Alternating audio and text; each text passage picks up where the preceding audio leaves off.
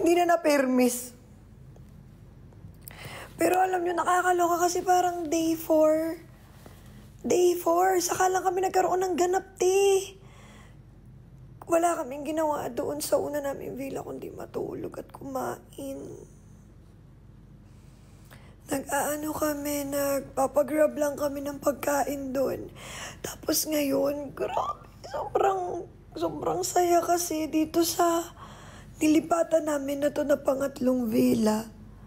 May private chef! Nilutuan kami doon, napapanood namin kung paano magluto. Sobrang sarap mabuhay. O, papaus po ako, kaya po ganito yung boses ko. Sorry.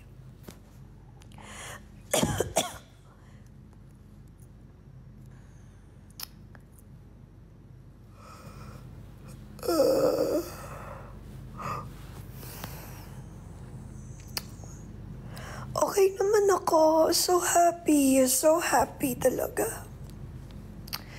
Nakatulog ako kanina, siguro mga 3 hours din. Kasi mag-aalas 10 yun di ako nagkakamali. Tapos nagising ako mag-aalauna na. Kaya di ba ako natutulog ulit. Inaantay ko mga bakla. Kasi para magpapasama na ako sa baba. Hindi ako bumababa doon sa mga kwarto sa baba. Natatakot ako. Kasi parang gubat dito, Nakakatakot.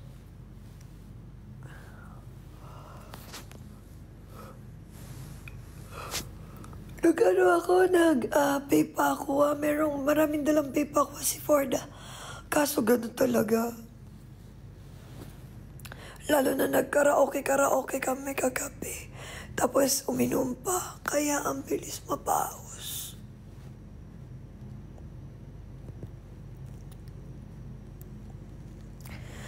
Magkano po yung villa nyo now? Hindi ko alam kung sandali. Chichika, pero mas mura to kesa doon sa luxury villa na pinuntahan namin. Kahapon. Hindi ko alam kung magkano to Tinatabad ako magkano na resibo. Ako kasi nag-book nito at saka yung isa kahapon, yung super mahal. Binook ko siya kahapon, tapos ito din binook. Kasi hindi kaya ng dire-diretso na doon sa 200,000 per night. Sino po nagbabantay sa mga babies mo? Yaya ko po. May nani po sila.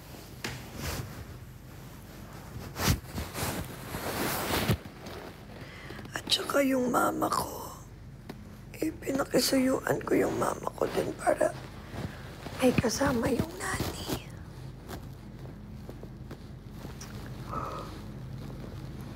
Okay ka.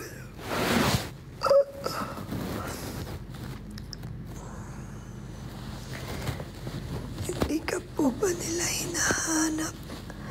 Nag-video call naman kami guys and sanay naman yung mga junakis ko pagka may lakad.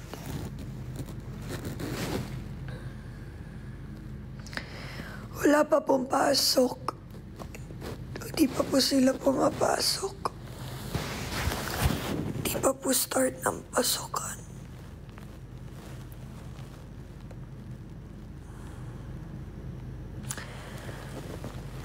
Nakausap mo na ba si Patrick?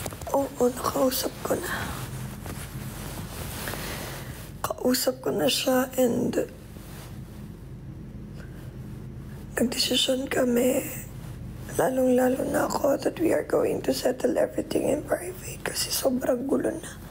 Tsaka di na siya nakakatulong sa mental health ko talaga. Kaya happy-happy na lang tayo from now.